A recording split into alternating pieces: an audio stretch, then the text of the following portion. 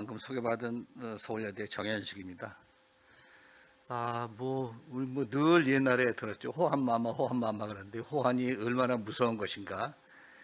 옛날 사람들이 어떤 공포 속에 살았나 하는 얘기를 오늘 할까 합니다. 우선 우리가 호랑이라는 것을 일반적으로는 지금은 다 호랑이라고 그러죠. 근데 호랑이라는 동물은 원래 고양이과 표범석의 호랑이 종의 동물이라고 합니다. 대개 아시아 지역에 살고요. 인도에도 있고 그런데 한반도에 사는 거는 시베리아 호랑이라고 알려져 있고 벵갈 호랑이 이런 거는 그것과는 약간 좀 모양이 다른데요. 일본에는 이게 없습니다. 일본에서는 호랑이를 도라라고 그러는데 일본에서는 이게 없고 보통 호랑이가 호환 그런데 얼마나 덩치가 크고 공포스러우냐 하면은 크기가 한 2m 내지 4m 가량 되고 무게는 한 100kg에서 300kg, 많게는 370kg짜리가 잡히기도 합니다. 그것도 이 호랑이가 시베리아 호랑이들이 소위 그 추운 지역에 사는데 영하 30도에서도 버틴다고 합니다. 그래서 굉장히 추위에 강하고 거기다가 앞발의 힘 또는 이 이빨에 무는 힘 이런 것들이 어마어마하게 세가지고 앞발과 턱이 엄청나게 세가지고 보통 사람들이 발로 한번 치면 뼈가 부러진다 이런 말이 나올 정도로 그렇게 굉장히 힘이 센 동물입니다. 그래서 사람이 맨손으로는 도저히 맨몸으로는 상대가 안 되는 동물이죠. 이 호랑이는 사람들이 많이 그런 얘기를 합니다. 호랑이와 사자가 싸우면 누가 이길까 그러는데 사실 이런 질문이 별 의미가 없는 게 사자라는 동물은 이렇게 집단으로 때로 다닙니다. 혼자 다니지는 않습니다. 항상 무리를 지어 다니는데 호랑이는 혼자 다녀요. 물론 새끼 호랑이가 클 때까지 어미 호랑이가 대개 한 2년, 2살 정도 될 때까지는 이렇게 데리고 다니는데 자기 혼자서 이렇게 다니고 사냥도 좀 할만하면은 어미가 떠나죠. 그래서 혼자 다닙니다. 그래서 호랑이와 사자가 싸울 일이 없습니다. 물론 동물원에 있는 호랑이 사자 데려다 놓고 싸우면 되겠지만 이미 다 동물원에서 길들여진 호랑이 사자를 싸움을 시켜봐야 모르겠습니까? 근데 하여간에 호랑이는 단독으로 생활한다. 그리고 호랑이가 자기가 항상 다니면서 자기가 지배하고 있는 영역을 표시합니다. 소위 일본 말로 나발이라고 그러죠. 그 영역을 표시하는데 영역을 표시하는 방법의 첫 번째가 긁기입니다. 저기 화면에 보이듯이 이 나무를 이렇게 발톱으로 긁어가지고 그 상체기를 내는 거죠. 여기 보시면 그 옆에 있는 그림이 표암 강세황이 소나무를 그리고 단원 김홍도가 호랑이를 그렸다는 소위 그 맹오도라는 건데 송화 맹오도라는 소나무 밑에 있는 호랑이라는 그림인데요. 강세황이 소위 김홍도의 사실은 스승격되는 사람이죠. 강세황이 소나무를 그리고 호랑이를 김홍도가 그렸는데 여기 보시면 이렇게 그 화면에 이렇게 금이 이렇게 가 있어요.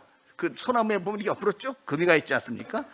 저게 그냥 그은 게 아니라 표암익을 굉장히 정확하게 관찰한 거죠. 강세왕이 호랑이가 이렇게 나무를 긁어서 자기 영역을 표시한다는 걸 이렇게 그림으로 이렇게 표현한 겁니다.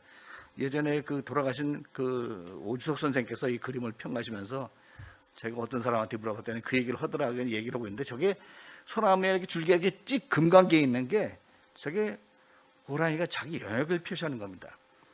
두 번째는 이렇게 바위나 이런 데 나무에다가 이렇게 오줌을 넣어요.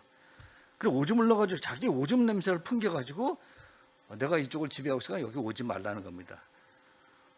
제가 어려서 그 창경궁, 옛날엔 창경원이라고 했습니다. 창경원에 잘 아시겠지만 거기 옛날에 동물원이 있었죠. 일제강점기 때부터 거기 동물원 만들었다가 지금 창경으로 다 복을 해놨는데 옛날엔 거기에 동물원, 식물원이 있었습니다.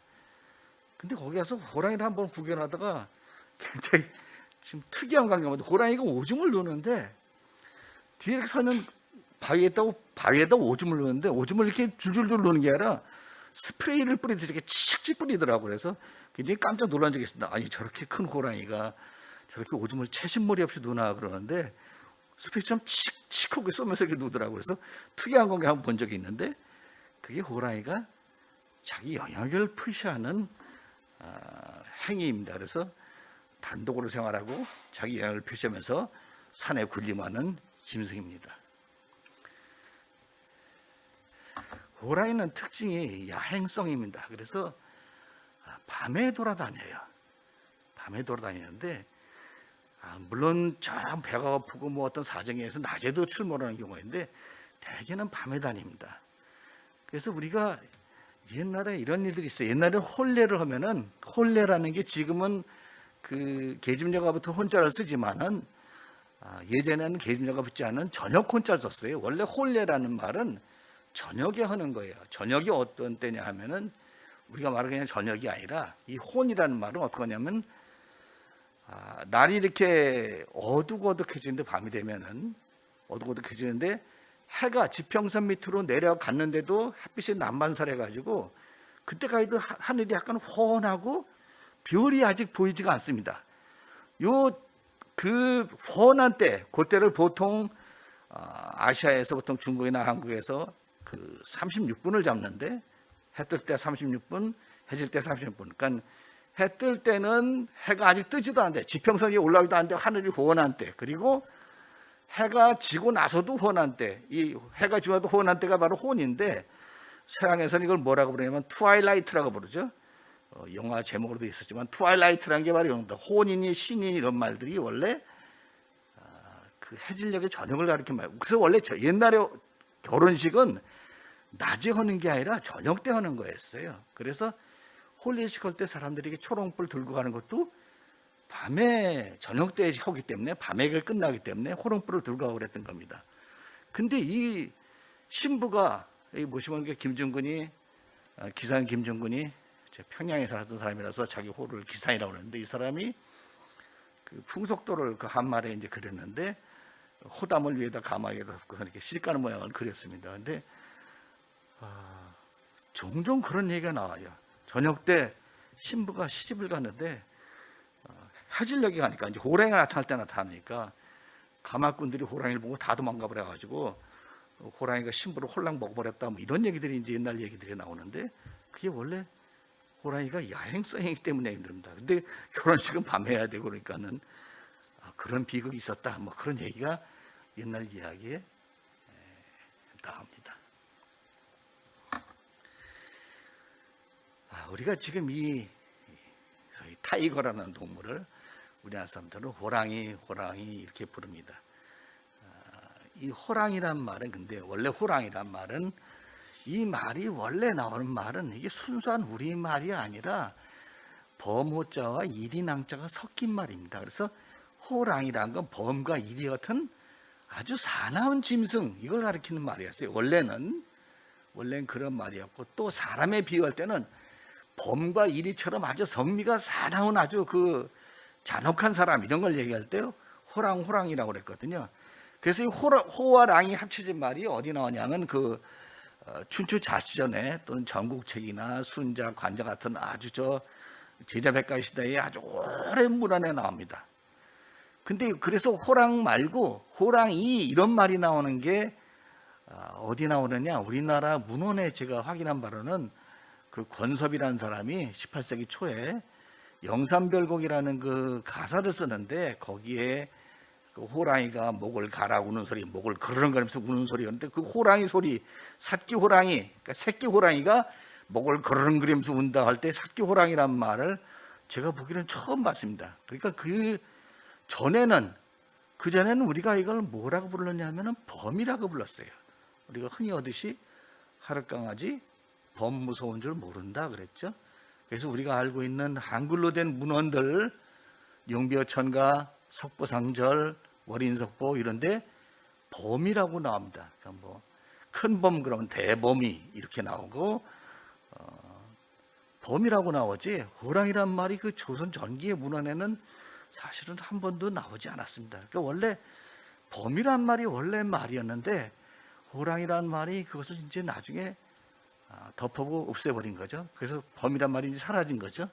그래서 범 가운데도 범도 이렇게 표범이 있고 갈범이 있는데, 칙범이라고 그러죠. 그래서 칙범이라 칙갈자를 써서 갈범이라고 하는데, 몸에 이렇게 칙처럼 줄무늬가 있다 그래서 갈범 이렇게 부릅니다. 우리가 흔히 말하는 그 엄마 소도 얼룩소 그럴 때 얼룩소가 그게 바로 칙소 아닙니까? 몸에 이렇게 줄무늬가 있는 소, 그걸 칙소라고 그러는데 이건 칙범이라고 그래요. 그래서 갈범, 가롬 이렇게 부르는데, 그리고 무늬가 칙처럼 생긴 게 아니라 동그란 무늬가 있는 거, 그걸 우리가 표범이라고 부르죠. 그래서 보통 일반적인 범 그러면 표범을 가리키는 건 표범은 빼고 갈범, 칙범을 가리키는데 합쳐서 부르기도 합니다. 그래서 일반적으로 원래 옛날에는 사람들이 부를 때는 범이라고 불렀다. 호랑이란 말은 그 뒤에 나온 말이다, 이런 뜻입니다. 근데 그거 말고 산군이라는 말도 써요. 산군이라는 건 산에 있는 사실 왕이다, 산의 군주다, 이런 얘기죠. 그래서 뭐 아마 앞에서 다른 분들이 강연을 하셨을 거로 생각되는데, 우리나라는 아주 옛날부터, 아주 오래전부터 이 호랑이를 숭배하는 사상들이 있어서 그런 사당도 있고, 지금도 절에 가면 저 산신각이 있고 그러죠. 그래서 범을 숭배했다. 워낙 무서운 존재니까 범을 이렇게 잘 이렇게 다독거리면서 살기 위해서 범을 숭배했습니다. 그래서 옛날에도 사냥꾼이 호랑이를 잡으면은 산군을 해쳤다고 그래가지고 관아에 끌고 가서 볼기를 쳤다고 합니다. 물론 볼기 진짜 치는 건 아니고 흉내만 내고, 치는 흉내를 내고, 네가 산의 왕을 죽였으니 벌을 받아라. 그래서 뭐 그런 풍습이 있었다고 하는 얘기가 있습니다.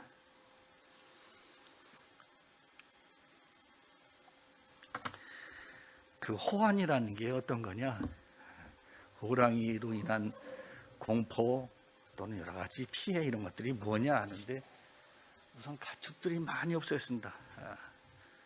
닭이나 개나 뭐 염소나 돼지 이런 것들이 이제 막 그 호랑이한테 물려 죽는데, 옛날 그 지금도 서울대 규장각에 보면은 그 옛날 고문서들이 있는데 거기에 해유문서들이 있어요. 해유라는 게 뭐냐면은 전임관과 신임관, 구임관과 신임관, 어떤 그 고을에 이제 전 사또가 떠나면서 다음 사또한테 이제 인수인계를 할 적에 자기가 그 인수인계를 완전히 마치려면은 창고에 뭐가 있는지 그걸 다 적어가지고 내가 받은 게 얼마고 지금 남은 게 얼마고 쓴 게 얼마고 그걸 다 문서를 만들어서 굉장히 길다란 종이가 붙습니다. 붙여가지고 거기에 그게 다 오케이가 돼야지 그 사람이 이제 그 자리를 떠나고 다음 사람이 오는 겁니다. 그걸 이제 해유문서라고 그러는데, 거기 보면은 자기가 이 그 고을을 맡아가지고 거기에 뭐 관에서 관리하는 짐승들이 있는데, 그 중에 상당수가 경기도 양주 목사 1770년에 무슨 양주 목사가 쓴 해유문서에 보면은 염소 88마리, 31마리가 호람거란 말은 호랑이가 물어갔다, 이런 얘기. 호랑이가 물어갔다, 이런 말입니다. 우리말로 해석하면은 양 10명 중에 10마리 중에 5마리가 물려갔고, 돼지는 150마리 가운데 1마리가 물어갔다고 되어 있습니다. 왜 염소는 이렇게 염소양은 많이 물어가고 호랑이가, 돼지는 안 물어갔냐? 돼지는 되게 우리에서 사람과 가까운 데서 키우죠. 근데 염소나 양은 방목을 하니까 그렇게 많이 피해가 있었던 겁니다. 그래서 소위 말하는 국용마, 옛날에 말을 나라에서 뭐 사신들 어디 중국에 갈 때 또 전쟁할 때 또 기마용으로 쓰기도 하고 굉장히 중요하게 관리했습니다. 말은 사실 말 그러면 소보다도 말이 훨씬 더 값도 비싸고 유지비도 많이 들었어요. 말은 굉장히 고급, 콩 이런 거 먹거든요.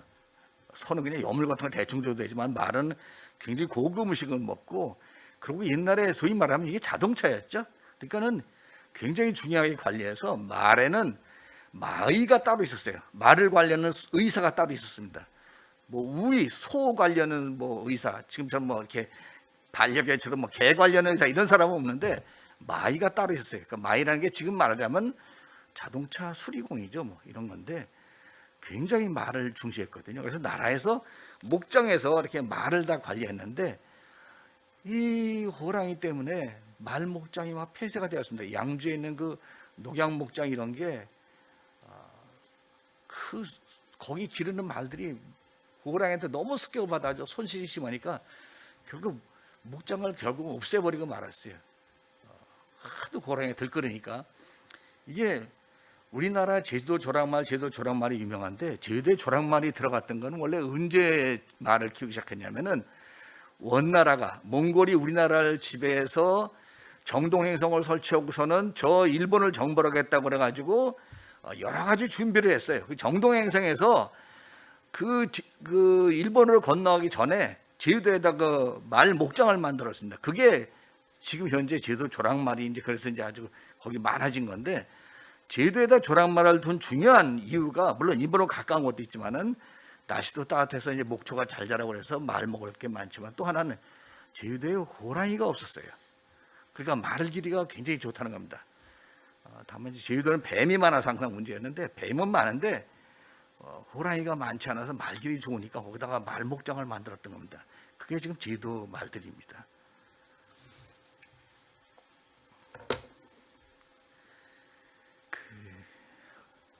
소위 말하는 짐승들에 관한 얘기고,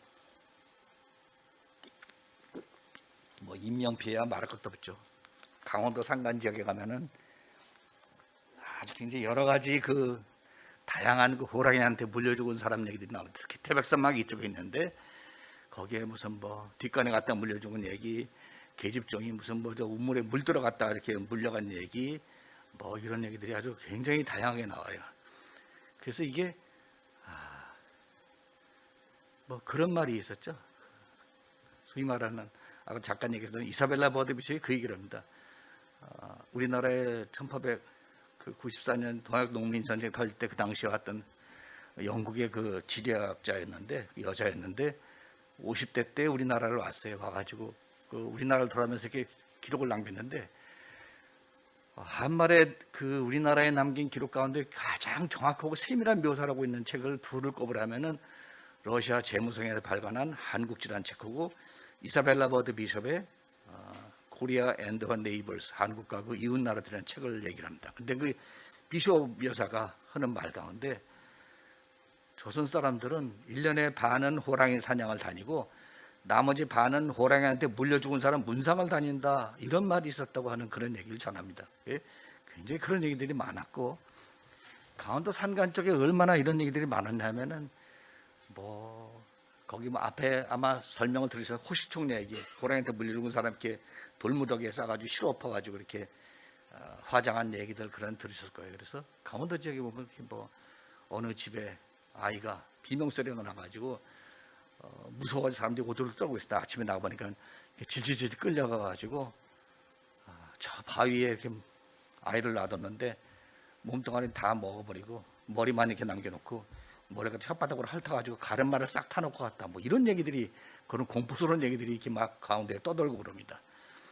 그 옛날 사람들도 이런 말이 있었어요. 호랑이 포수, 이런 말이 있어요. 여러분들이 이 호랑이 포수라는 말이 무슨 말이냐면, 여러분들이 이렇게 얘기하시면 더 잘 까요. 함흥차사 이런 말 하죠. 어디에 갔다가 소식이 끊어진 사람, 이 사람을 함흥차사로 하는데, 함흥에 보냈는데 소식이 없다, 함흥차사인데, 호랑이 포수가 그거예요. 호랑이 사냥하러 갔다가 어디서 죽어, 산골에 죽어서 소식이 끊어진 사람을 우리가 호랑이 포수라고 적었습니다. 그래서 또 그와 말에 우리나라에 수많은 사람들이 소위 뭐 여행가 또는 뭐 기자 또는 선교사 이런 사람이 그 여러 가지 남긴 책들이 굉장히 많아요. 거기 보면은 한국 사람들이, 빚쟁이들이 어떻게 도망을 가느냐, 빚을 잔뜩 지고서는 도저히 갚을 길이 없으면은 자기가 입던 옷에다가 뭐 돼지피, 개피 이런 거 묻혀가지고 길거리에다가 막 질질 이렇게 피를 뿌리고 나서 나뭇가지에다 옷에다 걸어놓고 이런 거 가지고 주변에 소문을 퍼뜨린다는 겁니다. 그 사람 호랑이한테 물려갔다고, 죽었다고 이러면서 빚을 갖다가 안 갚고 도망다니는 사람이 있었다, 이런 얘기가 나와요. 그리고 이 뭐 여러 가지 얘기들이 있는데, 하간에 해가 지면은 어디 길을 가서 여행 가다가 해가 뉘엿뉘엿 지면은 그때부터 그 정신없이 막 그 사람들이 길을 가다가 발걸음을 재촉한다, 이런 얘기를 여러 사람이 합니다. 특히 비숍 같은 사람들이 똑같은 그런 얘기를 하는데, 마부가 가다가 갑자기 막 급히 가길래, 아니 그렇게 급하게 천천히 가르쳐주는데 호랑이 나온다고, 이러시면 안 된다고, 빨리빨리 가야 된다고, 그러면서 막 정신없이 가는데, 자기가 몇 번 그러다 보니까는 이제 익숙해졌다는 겁니다. 그래서 해만 지면은 마부의 눈이 전부 다 겁에 들려가지고 막 그냥 정신없이 갔다 갑니다. 그래서 이 사람들이 가면은 고개 밑에 가면은 이렇게 산을 넘는데 그 주막이 항상 있는데, 뭐 물론 밤에 넘을 수 없죠. 넘을 수 없는데 정 넘으려면 어떻게 넘으냐 하면은 횃불 든 사람들 전부 다 쫙 동원시키고 거기다가 사람들 앞장 세우고 몸을 끈으로 묶어가지고 꽹과를 치면서 고함을 막 지르면서 고개를 넘어갔다 그럽니다. 그러면 호랑이가 덤비지 않아서 조용히 갔다가는 뭐 호랑이한테 습격을 당하니까 그래서 하여간 호랑이한테 그랬다는 겁니다. 근데 호랑이를 얼마나 무서웠느냐? 그 호랑이가 얼마나 무서운 죄송합니다. 호랑이를 보면은 아까 사진 넘어갔는데 밤에 이렇게 보면은 눈이 파랗게 빛난다고 합니다. 그래서 소위 인불이라고 뭐 이런 말도 하는데 등잔불처럼 푸른 등장 있는 것처럼 보면은 보통 사람이 포수들 증언하는데 사람이 그 자리에서 움직이지 못하고 그냥 오줌을 쌌다고 그래요. 이 심리학에서 말하는 소위 프리징이라고 그러죠. 얼어붙는다는 겁니다. 제가 옛날에 그 대학교 다닐 때 제 친구네 집이 이렇게 들어가는 길이 이렇게 문 앞에 바로 방이 있지 않았고 약간 골목처럼 약간 좁은 길이 있었는데 자기네 방 앞에 고양이가 있었는데 문 앞에 쥐가 있었다고 합니다. 고양이가 쥐를 탁 봤는데 쥐가 눈이 마주쳤다고 그랬는데 쥐가 움직이지 못하고 고장에 오돌오돌 떨더라는 거예요. 그러니까 고양이가 슬슬슬 가더니 아빠를 탁 쳐서 그냥 잡아버리는데 그게 소위 말하는 프리징이라는 거죠. 공포 때문에 움직이지 못하는 거예요. 발이 안 떨어지는 거였는데 똑같았다는 겁니다. 그래가지고 사람들이 한 밤에 다니다 보다 푸른 불을 이렇게 두 개가 뜬 걸 보면은 포수들도 굉장히 공포에 실려가지고 포들이 그래서 사랑나기 전에 항상 호랑이 고기를 이렇게 국을 끓여가지고 그걸 먹고서는 담을 키운 다음에 갔다 뭐 이런 얘기들을 합니다. 그 모민심서 같은 데 보면은 그 전액이 그 얘기를 하죠. 사또가 되면은 제일 먼저 제기할 그 세 가지 사막 중에 하나가 도적, 귀신, 귀매라고 하는데 이 귀신이란 건 뭐냐면은 귀신 자체보다도 귀신을 핑계로 해서 뭐 푸닥거리고 붙으면서 사람들을 현혹시키는 그런 일이 없어야 된다 이런 거죠. 도적, 귀신 그리고 호랑이 이게 수령이 제가 사막이라고 그랬습니다. 그래서 만약에 그 고을에 호랑이가 너무 많이 나타나면 수령이 처벌을 받았어요. 잡지 못하고 막 이러면. 그리고 성종 때 같은데 뭐 포절목이라고 만드는데 호랑이 10마리 잡으면 가자를 한다.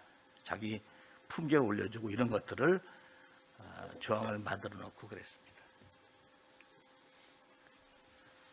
그래서 옛날에 호랑이 얘기는 우리나라 삼강행실도, 동국신속 삼강행실도 이런 데도 나옵니다. 이 삼강행실도가 원래 거기 보면은 그 누백포 호랑이 게 나와요. 수원에 사는 최르박이라는 사람이 자기 아버지가 호랑이한테 물려가는데 어머니한테 이 그림은 옛날 우리나라의 그 그림은 아래쪽에서 이렇게 위로 보는 겁니다. 그 얘기의 서사 구조가 아래부터 이렇게 위로 이렇게 보는 거예요. 그 누백이라는 사람 얘기가 있는데 이게 이거 죄송합니다. 이거 포인터가 안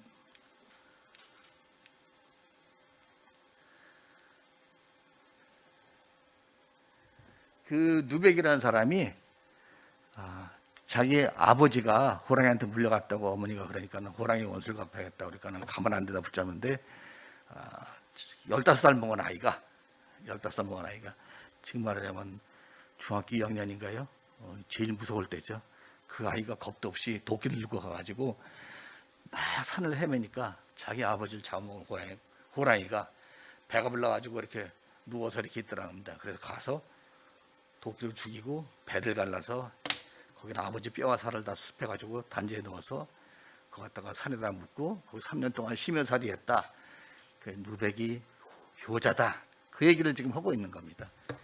이 원래 삼강행실도라는 그 책이 세종 때 나온 책인데 왜 나왔냐 하면은 진주에 사는 김하라는 사람이 자기 아버지를 죽였어요. 그래서 세종이 세상에 어떻게 이런 일이 있냐 그래가지고 백성들을 교화시켜야겠다 만든 게 그게 삼강행실도예요. 그래서 그 자기 아버지를 죽인 그 간악한 사람이 나왔기 때문에 그걸 교화하기 위해서 만든 게 삼강행실도니까는 죽은 아버지의 복수한 얘기를 이렇게 넣은 겁니다.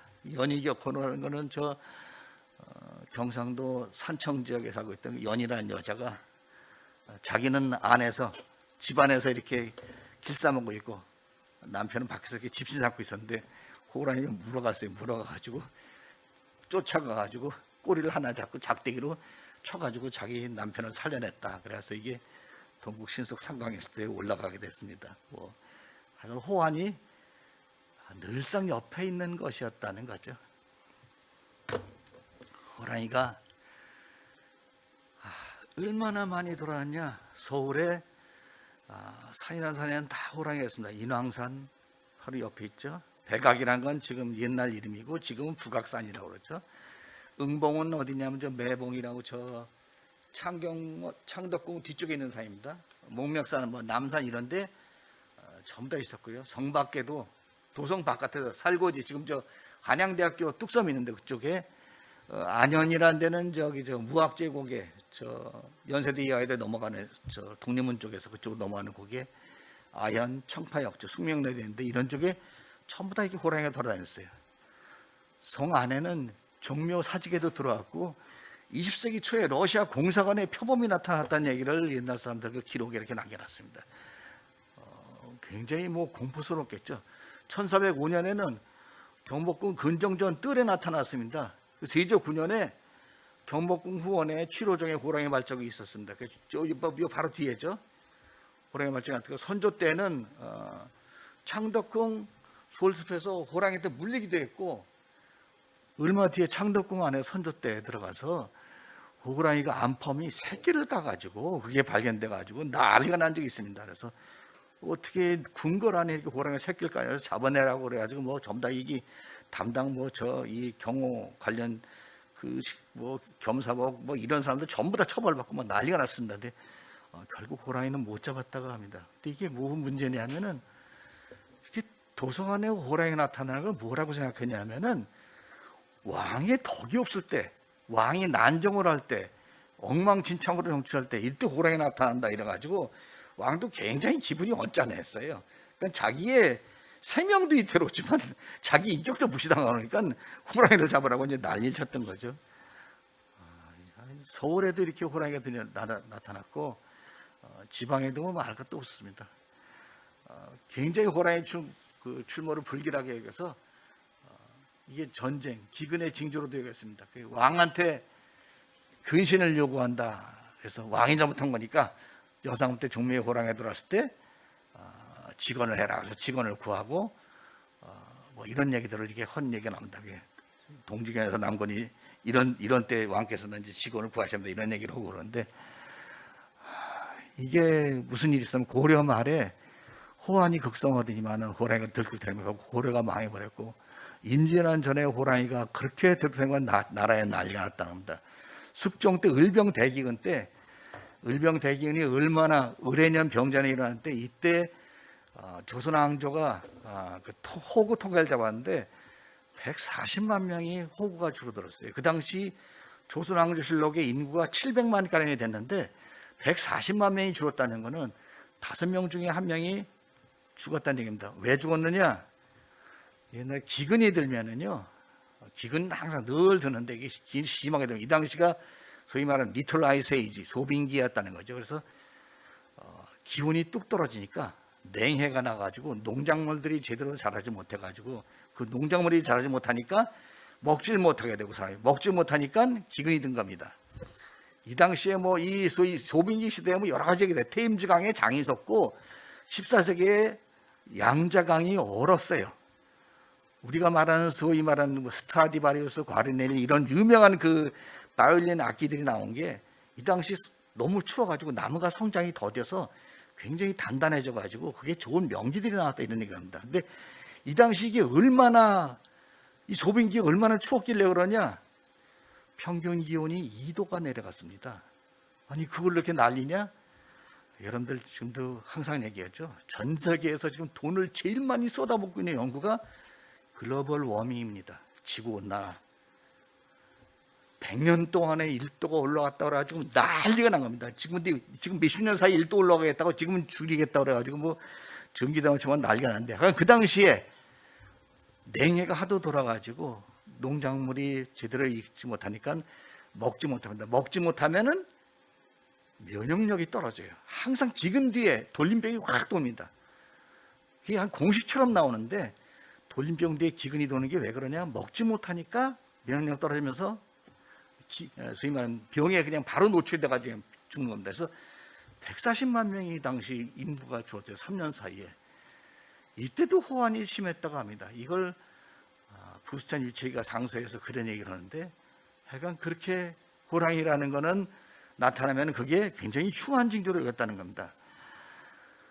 지방에서도 1401년부터 1402년 사이에 경상도에서 수백만 명, 겨울부터 봄까지 2년 사이가 아니라 그 1년 겨울 넘기면서 경상도에서 수백 명이 죽었다고 실록에 나오고요.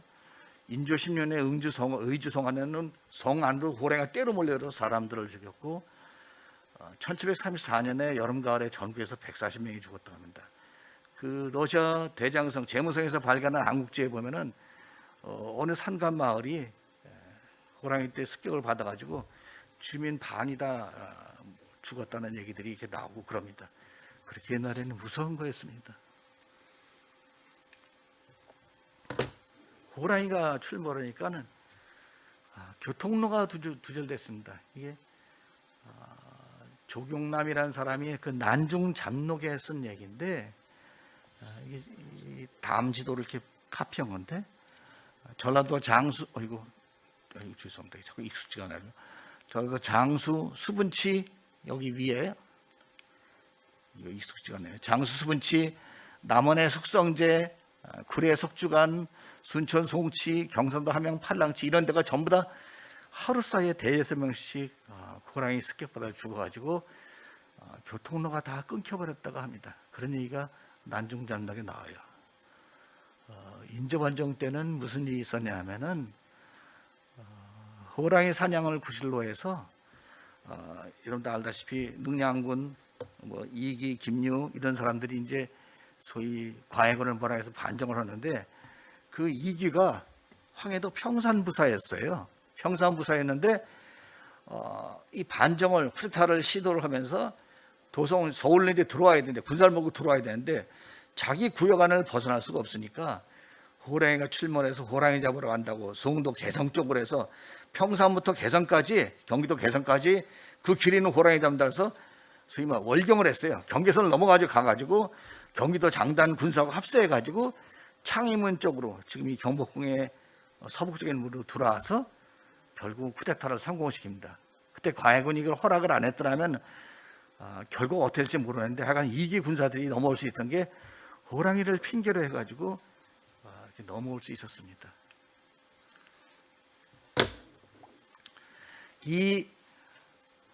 아까도 했지만 조선 사람들이 1년에 반은 호랑이 사냥한다고, 반은 호랑이 물려 죽은 사람 문상 다닌다고, 그런 얘기 속담에 남아 있고요.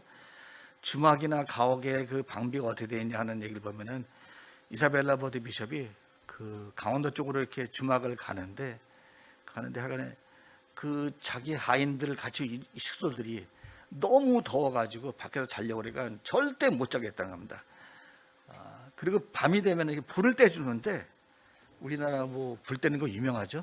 옛날 기록해 보면은 코리안들은 밤에 방에 들어가서 아침에는 빵처럼 구워져 나온다, 이런 말 할 정도로 불을 과하게 뗐는데, 비숍이 아침에 주막에 들어가가지고 너무 불을 떼가지고 더워서 온도가 이렇게 됐답니다. 36도더래요. 그래서 문을 열어놓으면은 창공기나만 문 열어놓으면 주인이 막 나타나가지고 난리를 쳤다는 겁니다. 문 닫으라고, 호랑이 들어온다고. 그래가지고 자기가 더운데 거기서 그냥 창호지에다 구멍을 뚫어가지고 거기다 콧구멍을 이렇게 대고서는 찬바람을 쐬면서 거의 밤에 잠을 잤다, 이런 얘기를 남겨놨습니다. 그래서 약간은 호랑이 때문에 거기 주막에 있으면서 계속 누구네 집 여자 계집종이 어디 물려갔네 이런 얘기가 계속 나오고, 그런 얘기들을 보면은 호랑이가 하여간 대단했던 모양입니다. 1701년에는 잘못해서 1700이 1801년이죠. 1801년에 소위 말하는 1801년에 정조가 죽고 순조가 즉위해서 소위 말하는 천주교 신자라고 지목된 사람들이 이제 공격을 받는데, 정약용의 그 바로 위의 형 정약종은 죽었고요. 순교당에 죽고 말았고, 정약용도 같이 이제 처벌을 받아가지고 자기 형 그 정약전하고 자기하고 이제 귀향을 갔는데, 처음에 경상도 장기로 왔어요. 그랬다 나중에 서울로 끌려서 또 압송받아서 또 문쳐봤다가 다시 전라도 강진으로 갔는데, 처음에 장기를 갔는데 가니까는 그 마을에 집집마다 문 앞에 전부 다 이렇게 막 그 장대를 세우고 거기다 짚을 막 덮고 방에 이렇게 그물을 치고서 살았다는 겁니다. 그래서 이게 왜 그러냐 하니까는 호랑이 때문에 그렇다 그런다.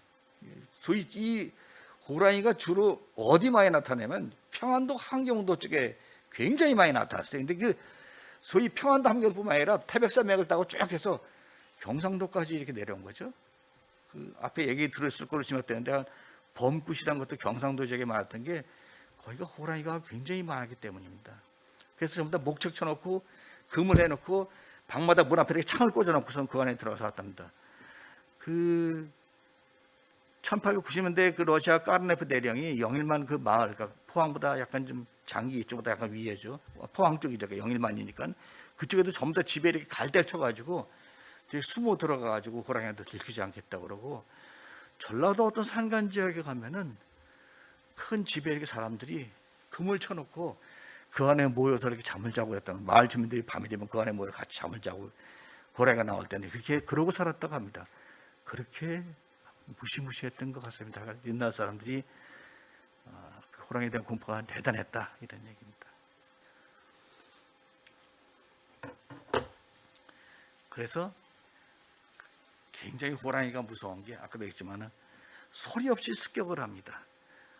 옛날 그 월트 디즈니사에서 나온 거는 호랑이가 이렇게 걸어갈 때면 발톱이 쑥 들어가면서 이렇게 아무 소리 없이 걸어가는 걸 하고 있는데, 소리 없이 습격하고 고역할 때는 눈이 이렇게 파랗게 빛나가지고 등잔만한 파란 불이 켜져가지고 사람을 공포에 실리게 하고, 그래서 굉장히 무섭다고 합니다. 그래서 그 이평이라는 사람이 수원에 갔다가 시흥고개로 넘어가다가 밤도 아니었는데 낮에쯤 약간 늦은 낮이었는데 호랑이가 나타나가지고 쳐다보는데, 이렇게 저를 쳐다보는데 그 자리에 사람들이 전부 다 얼어붙었다는 얘기를 그 기록에 남기고 있어요. 근데 움직이지 말라고 가만히 있으니까 호랑이가 쳐다보더만 그냥 가버려서 당연히 살아났다 이런 얘기를 남기고 있습니다.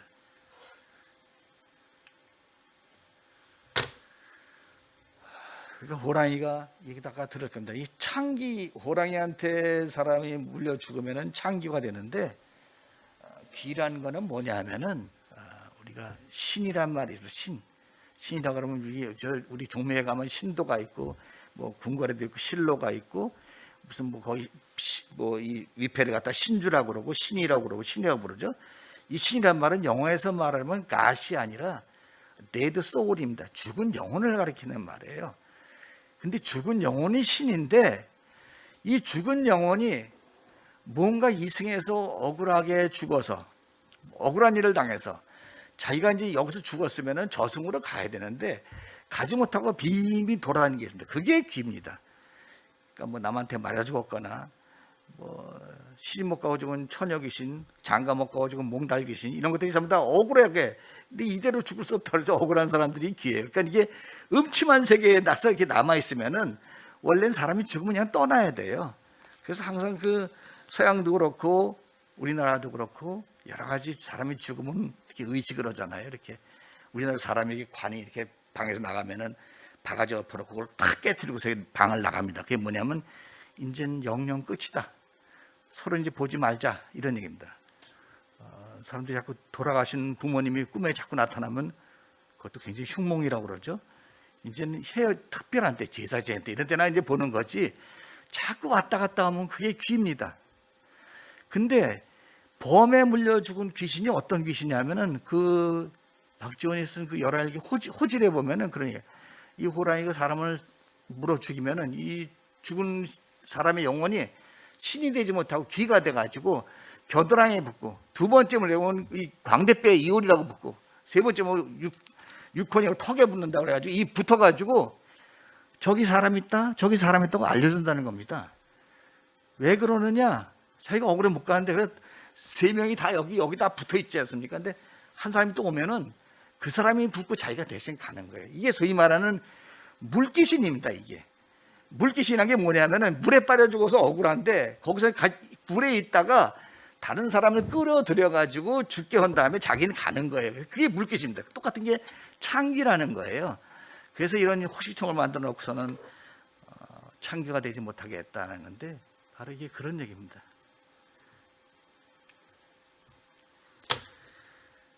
그럼 이제 호랑이를 어떻게 처리해야 되냐? 호랑이를 사냥을 해야 되는데 언제 하느냐? 주로 겨울에 합니다. 호랑이가 눈이 이렇게 푹푹 쌓이면은 동작이 굼떼져요, 발이. 그러니까 이때 이런 설피라는 걸 신고서는 사냥을 다닙니다. 그 되게 옛날엔 창을 가지고 잡았죠. 계다란 노도라고 계다란 칼도 있고 뭐 그러는데, 이 범사냥을 다니면은 이게 여러 가지 문제, 정부에서도 그렇고 이 호환을 줄이기 위해서 군대를 편성해가지고 막 이렇게 사람을 그 호랑이 사냥을 다니는데, 이 사람들이 겨울에 눈밭에서 이렇게 다니니까 얼마나 춥겠어요. 먹을 것도 뭐 제대로 음식 싸가지고 다 얼어버릴 때고. 그러니까 이 사람들이 잠자고 먹고 하는 걸 근처 민가에서 해결해야 됩니다. 그러니까는 이 몰입꾼들도 너무너무 힘든데, 몰입꾼들도 다니면서 민가에 들어가면 민가에 있는 사람 너무너무 괴로운 거예요. 그래서 전부 다, 그래서 그 전해경이 그런 거예요. 호랑이 사냥 다니지 말라고. 그거 수령이 자꾸 하는데 하지 말라고. 호랑이한테 사람이 물려주고 한두 사람으로 끝나지만은 그 호랑이 잡으러 돌아다니면서 수많은 사람이 고통을 받는다. 가정이 맹호하여라. 가혹한 정치는 호랑이보다 무섭다. 뭐 중국에 나온 얘기죠. 그것처럼 호랑이 사냥하지 말라. 그게 호랑이 사냥하는 게 하책 중에 하책이다, 이런 얘기합니다. 근데 대개 호랑이를 잡으면은 호피는 나라에 국물로 바치고, 이 쓰임새가 굉장히 많습니다. 관료들 뭐 바닥 깔개로도 쓰고, 중국에도 조공포로 맞추고, 일본에도 예물로 보내고, 뭐 그래서 이제 고기, 발터, 뼈, 내장 뭐 몽땅 다 하여간에 그걸 버리는 것 없이 하는데, 호피는 나라에 바치는 것이 일반적이었다고 합니다. 그걸 뭐로 잡느냐? 활로를 잡기도 하고 창으로 잡기도 하고 노도라는 계달한 칼로 잡기도 하는데, 이게 함정, 함내라는 게 있습니다. 소위 말하는 민간에 남아있는 강원의 벼락틀이라는 건데, 이렇게 저기도 사진도 보이죠? 이게 사전에 이렇게 있는 건데, 밑에 구덩이를 파놓고 그 위에다 이렇게 나무를 이렇게 목책을 이렇게 덮어놓습니다. 덮어놓고서 하나 나무를 대가지고 이렇게 걸어놨죠. 지 안에다가 미끼를 둡니다. 뭐 닭이나 무슨 뭐 조그만 뭐 강아지 이런 거 넣어가지고 호랑이를 죽이면, 호랑이가 물려고 탁 들어가면 이게 버텨놨더니 이렇게 위에 덮여놨다가 하나 받치는 거예요. 받치는 게 툭 떨어지면서 이게 확 덮이는 겁니다. 그래가지고 잡는 거예요. 이거 벼락틀이라고 했습니다. 정창이라고 뭐냐면은 이렇게 웅덩이를 파가지고 집거도 덮어서 가린 다음에 안에 창을 거꾸로 꽂아가지고 들어가서 찔려서 죽게 하는 겁니다. 그래가지고 잡는 건데, 대개 호랑이가 이런 벼락틀에 들어가면은 확 덮쳤다가 개나 닭이나 이런 걸 확 덮쳤다가 이게 우르륵 떨어지면은 순식간에 앓으면 튀어나온대요. 근데 대개 완전히 못 나오고 하반신이 끼어가지고 쩔쩔맬 때, 그러니까 여기 위에다 돌을 갖다 잔뜩 얹어놔요. 저렇게 돌무대기가 확 들어서 누르게 해가지고 그때 이제 조총을 쏘거나 창으로 잡아 죽이는 겁니다. 구덩이에 창에 찔 죽고. 근데 이런 것도 하여간 중국에서 실록에 보면은 호랑이를 우리나라에 이렇게 보내주는데, 가죽을 보내주는데 이렇게 구멍 뚫리고 찢겨진 게 없으니까 구멍 안 뚫린 걸로 해달라, 찢긴 게 없어서 아주 굉장히 골치를 앓았어요. 아니 호랑이 사냥을 어떻게 상처 하나 없이 잡아내라는 게 얘기를 하니까는 이걸 어떻게 쓰면 좋을지 뭐 이런 얘기들을 하는 게 나옵니다. 이 옛날의 사냥 수단이었습니다. 그래서 군대에 차코갑사라는 게 있죠. 호랑이 잡는 갑사. 갑사라는 거는 갑옷을 입은 군대입니다. 갑옷을 입을 수 있는 거는 굉장히 옛날에는 무장을 할 수 있다는 거. 그러니까 그게 굉장히 지위가 꽤 높은 그 사람이죠. 그래서 군대 중에도 꽤 높은 지위에 있는 사람인데, 이 사람들이 이제 활쏘기, 말타기, 달리기, 힘이라는 거는, 달리기라는 건 주라고 하는 게 있고 역이라는 건 힘인데, 그 뭐 무거운 거 드는 겁니다. 달리기는 뭐냐면 이렇게 동그란 이렇게 대롱에다가 물통에다가, 옛날에 시계가 없으니까 거기다 물을 가득 채워가지고 마개를 싹 뽑으면은 물이 쪼르륵 떨어질 거 아니에요. 그 다 떨어질 때까지 얼마나 가느냐 이걸 합니다. 100m를 몇 초에 달리냐 이게 아니라, 이게 다 떨어질 때 얼마나 멀리 가느냐를 재가지고 달리기, 힘 이런 거 갖다 이제 체크를 해가지고 합니다. 일반 갑사는 보사만 시험하는데, 서서 이렇게 활 쏘는 것만 시험하는데, 이 사람들은 이런 거 여러 가지 재능을 갖고 있는 사람들 모아가지고 호랑이 사냥하는 군대를 편성하는 겁니다. 그래서 세종실록에 보면은 이렇게 여러 명, 80명, 90명씩, 30명씩 3번을 나왔다는 게, 30명이 근무하다가 6개월 근무하고 빠지면 두 번째 팀이 가고, 또 6개월마다 빠지면 세 번째 팀이 가고, 그러면 이제 1년 반 만에 자기 차례가 돌아온 거 아니야. 그러니까 굉장히 번거로우니까 나중에 8명씩 5번으로 나눠서 6개월씩 근무하겠다. 그러니까 굉장히 힘든 일이었습니다. 나중에 지방 골마다 여러 명을 뒀는데 뭐 많이 잡은 사람들은 포상을 하고, 시흥에 있었던 그 제인과 광대 한복년에는 40마리를 잡아가지고 겸사복에 임명됐다는 얘기가 나옵니다. 얼마나 호랑이를 잘 잡았는지는 알 수가 없지만은 그런 사람도 있었다고 해요. 호랑이가 남긴 것도 뭐, 호랑이는 잡으면 다 쓰는데, 이 호화라고 하는 건 호랑이 어금니죠, 이빨. 호저라는 건 범 발톱입니다. 저기 보이듯이 이렇게 생긴 발톱을 노리개를 만들었고, 호골은 호랑이 빼는 칼자루 쓰고, 이건 호수라는 건데, 이건 뭐냐면은 천릭이라는 가슴에 이렇게 주름 잡힌 옷인데, 거기에 주립이라는 빨간 가죽 거기다가 이 꽂는 게 위에 이렇게 꽂았죠. 그게 호랑이 수염입니다. 호수. 나중에 호랑이 수염이 모자라가지고 보리대를 꽂았다 그러는데, 이런 데 썼습니다. 약재로 쓰는데 뼈가루 이런 건 뭐 굉장히 비싼 약재로 중국에도 팔려 나갔고요. 호피는 뭐 학질을 예방한다, 그걸 까는 줄 알았는지 도대체 어떻게 학질을 예방하는지 알 수가 없지만, 네, 그랬습니다. 호랑이 고기도 약효가 좋았다 그러고, 호랑이 발톱은 가위 눌림 이런 거 안 됐다 그러고, 호랑이 담은, 호랑이 쓸개는 경기, 담을 키우는 거죠. 놀라지 않은 거, 설사에 좋고, 호환종이라서 호랑이 눈알, 이거는 간질 경기에 좋고, 뭐 호시 호랑이 똥은 부스럼에 좋다, 이런 얘기들이 이렇게 있었어요.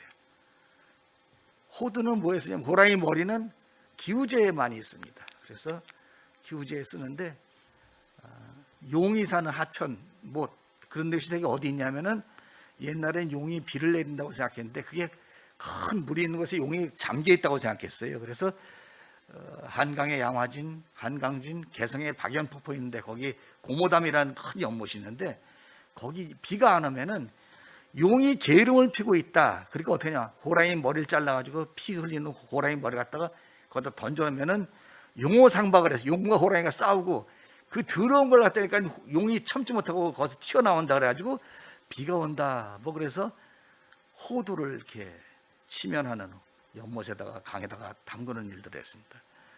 이건 구례 남원에 전라도 구례 운주로에 있는 그 호랑이 머리뼈를 딱 걸어가지고 사건들을 부딪힌다, 이런 것들도 있었고요.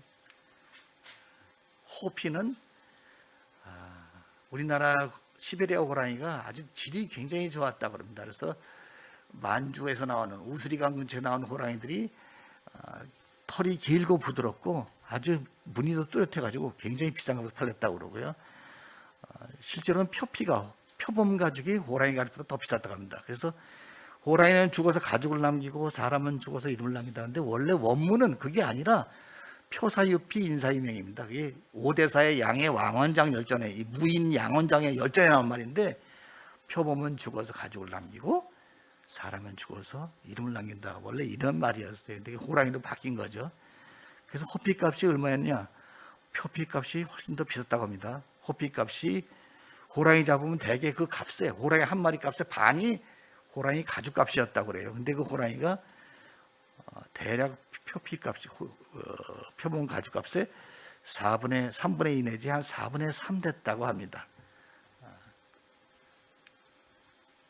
그래서 이 호랑이 가죽으로 만든 이 깔개를 소위 아닥개라고 그랬죠. 아닥개라고 해서 이렇게 가마에 깔고 다니고 이렇게 썼는데, 고급품들, 동글동글한 표범 막힌 무늬들이 더 많이 쓰여가지고 고관들한테는 호랑이 가죽이나 표범 가죽을 썼습니다.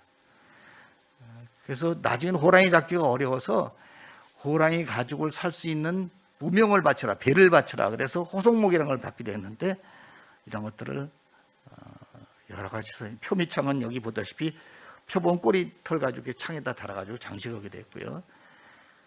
그러다가 호랑이가 이제 멸종을 합니다.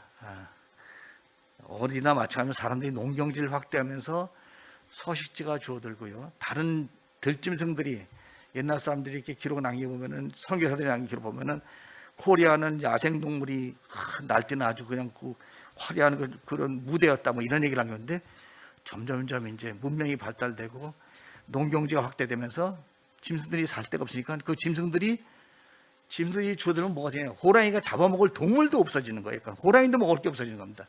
짐승들이 많아야지 먹고 살 수 있는데, 남한에서는 그래서 1924년에 경주에서 마지막으로 호랑이가 없어졌다고 그러고요.